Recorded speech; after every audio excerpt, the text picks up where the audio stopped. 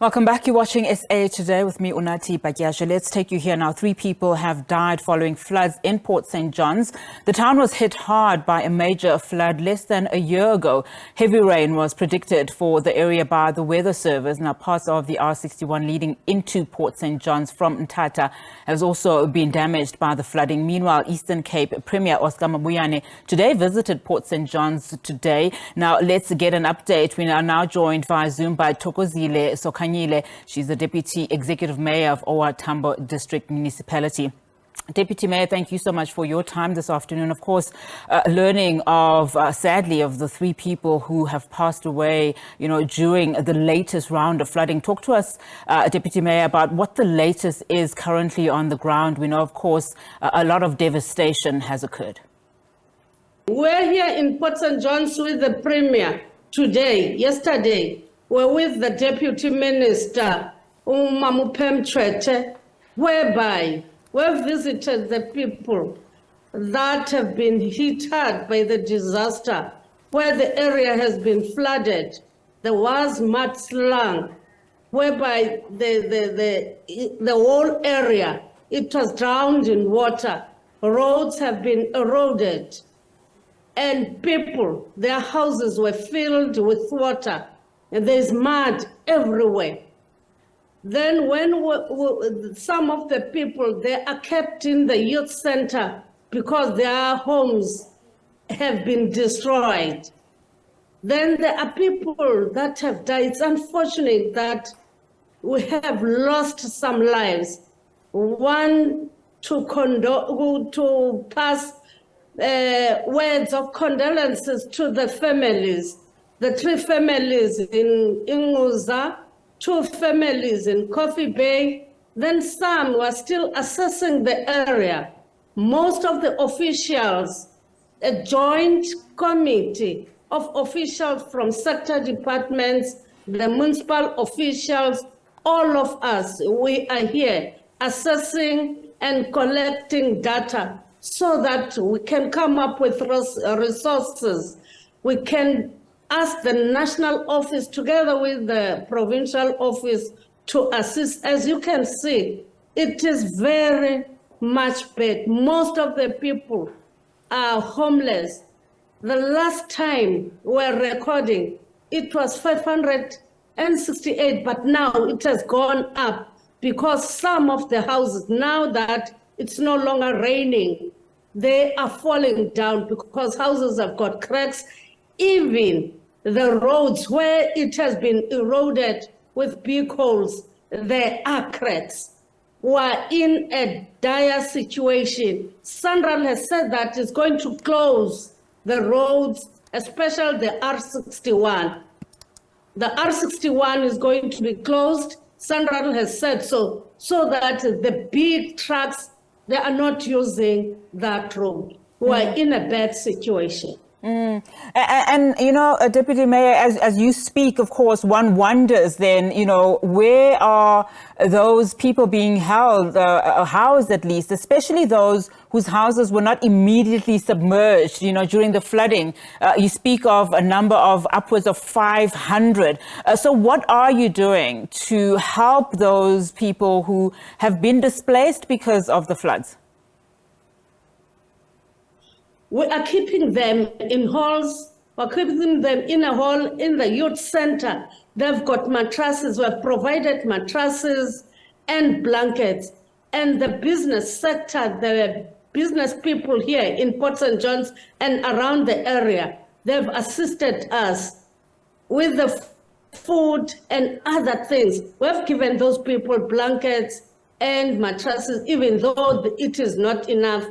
And we're trying to say that some of the people, because you have the elderly people in one roof, the children, whereby you'll find a family, the mother, the father, and the children, they're all sleeping there under one roof. We're having soup kitchen to give those people, feeding those people. We're being helped by SPA, Port St. John's Municipality, O.R. Tambo. So the people are coming. assist. Otherwise, the situation, it's not good. It's very bad. It's very bad, especially this disaster. Port St. John's, this is for the third time being hit by the disaster. But this time, it is very bad. It's not like incidents that have occurred. It's very bad, whereby most of the houses, you go now, there's still water in the area. There are trucks that are removing the mud, that are removing the stones that are fallen, because in Port St. John's, you get a sea, you get a river, you get a mountain that is having water, and the mud slides from those mountains going to the people's houses. It's very much bad. Mayor, before I let you go, of course, it's not a good situation. I can imagine, Mayor, before I let you go, yes, and I mean, you mentioned this is the third flood that has been bad, that has hard hit the area. And of course, we know that the Weather Service did warn that, you know, this type of disaster will occur. I know, of course, that the disaster and risk management teams have been set up. I know it's early days and you're still in recovery mode, but I'm sure there are some form of long-term discussions that are being held. I mean, as you and I speak, we know that there was a power outage in that area. So talk to me about those plans, if any, that you have of the immediate term to prevent such a disaster happening again.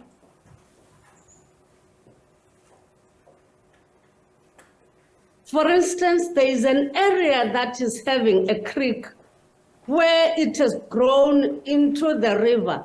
We've made interactions with the Department of Environmental Affairs. We're going to get EPWP workers to remove that, because initially it was not agreed that we must remove it. Then we're going to remove it now.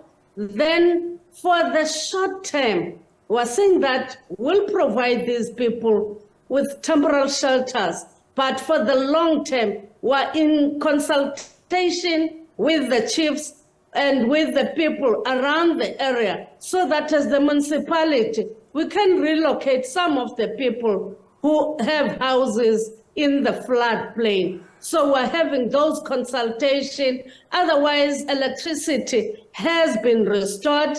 At least it's much better, because when we're having those floods, even the electricity, then now it is the issue of the bridges, because most of the bridges have been washed away. You'll find that some of the areas, they are not connected to each other, and schools have been affected. But everyone has come to the party to assist us as the district municipality, as well as the local municipality, for the temporal measures, so that we can connect the people. And the area, there are TLBs that are removing the mud. And in terms of the water and sanitation treatment plant, which was also damaged, do people have access to water? What's the latest with that regard? The water has been restored. Even though some of the pipes have been destroyed, we are rationing the water, but the water now has been restored. Even though some of the septic tanks, they've burst, so there is a honeysucker that is sucking everything. In fact, even in the yards of the people, we are using the honeysucker now to suck that water. It's not an easy thing, because you'll find that honeysucker will block, but we have said that let us explore that, so that we suck the water that is there. And there are septic tanks that have burst. We're trying to repair those. Deputy Mayor, thank you so much for your time this afternoon. Really do appreciate it. Of course, the Deputy Executive Mayor of O.R. Tambo District Municipality, Thokozile Sokhanyile. Of course, there were power cuts, which is what was affecting communication a little bit earlier of that interview.